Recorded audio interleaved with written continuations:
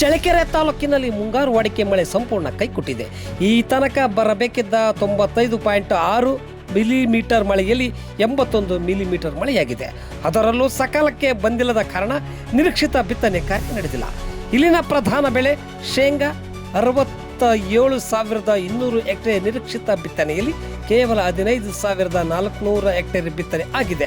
ಶೇಂಗಾ, ತೊಗರಿ ಮತ್ತು ಇತರೆ ಬೆಳೆಗಳು ಸೇರಿ 98,600 ಹೆಕ್ಟೇರ್ ಬಿತ್ತನೆ ಗುರಿಯಲ್ಲಿ ಬರೀ 32,215 ಹೆಕ್ಟೇರ್ ಬಿತ್ತನೆ ಆಗಿದೆ. ಈಗಾಗಲೇ ಬಿತ್ತನೆ ಮಾಡಿರುವ ಶೇಂಗಾ ಬೆಳೆಯೂ ಸಹ ಮಳೆ ಕೊರತೆಯಿಂದ ಹೂ ಕಟ್ಟುವ ಅಂತ ಬೆಳೆ ಬಾಡಿ ಬಳಲುತ್ತಿವೆ. ಶಕ್ತಿ ಕಳೆದುಕೊಂಡಿರುವ ಶೇಂಗಾ ಗಿಡಗಳು ಮಳೆ ಬಂದರೂ ಯಾವುದೇ ಇಳುವರಿ ಫಲ ಕೊಡಲು ಸಾಧ್ಯವಿಲ್ಲ. ಸರ್ಕಾರ ಮತ್ತು ಕೃಷಿ ಸಚಿವಾಲಯ ಮಾರ್ಗಸೂಚಿಯಂತೆ ಜುಲೈ 31ಕ್ಕೆ ಶೇಂಗಾ ಬಿತ್ತನೆ ಅದ ಎನ್ನಲಾಗಿದೆ. ಇನ್ನು ಮುಂದೆ ಮಳೆ ಬಂದರೂ ಬಿತ್ತನೆಗೆ ಯಾವ ಪ್ರಯೋಜನವಿಲ್ಲದಂತಾಗಿದೆ. ಈ ವರ್ಷದ ಶೇಂಗಾ ಬೆಳೆ ಆಸೆ ಕೈ ಬಿಟ್ಟಿರುವ ರೈತರು ಸರ್ಕಾರದ ಸಹಕಾರವನ್ನು ಎದುರು ನೋಡುತ್ತಿದ್ದಾರೆ. ಬೆಳೆ ವಿಮೆ ಮತ್ತು ಪರಿಹಾರ ಸಿಗುವ ಆಸೆ ಇದೆ.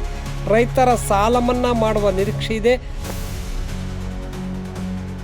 ಅದಕ್ಕೆ ಸರಿಯಾಗಿ ಕ್ಷೇತ್ರದ ಶಾಸಕ ಟಿ ರಘುಮೂರ್ತಿ ಅವರು ಸಚಿವರಾಗಿದ್ದಾರೆ. ಜಿಲ್ಲೆ ಪರಿಸ್ಥಿತಿ ತಿಳಿದವರು ಈಗಾಗಲೇ ಎಲ್ಲ ತಾಲೂಕುಗಳ ಬೆಳೆ ನಷ್ಟದ ಅವಲೋಕನೆ ಮಾಡಿದ್ದಾರೆ. ಅಧಿವೇಶನದಲ್ಲಿ ಜಿಲ್ಲೆಯನ್ನು ಬರಪೀಡಿತ ಎಂದು ಘೋಷಣೆ ಮಾಡಬೇಕು. ಭದ್ರಾ ಮೇಲ್ದಂಡೆ ಕಾಮಗಾರಿ ಬಗ್ಗೆ ಧ್ವನಿ ಎತ್ತಬೇಕು. ಪ್ರತಿ ಪಂಚಾಯಿತಿ ಹಂತದಲ್ಲಿಯೂ ಗೋಶಾಲೆ ಆರಂಭಿಸಬೇಕು.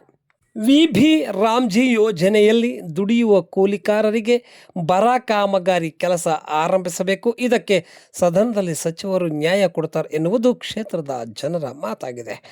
ಜೂನ್ ಕೊನೆಯಲ್ಲಿ ಬರಗಾಲ ಜಿಲ್ಲೆಗಳು ಘೋಷಣೆ ಮಾಡುವುದಾಗಿ ಸಿಎಂ ಡಿಕೆ ಶಿವಕುಮಾರ್ ಹೇಳಿದಂತೆ ನಡೆದುಕೊಂಡಿಲ್ಲ.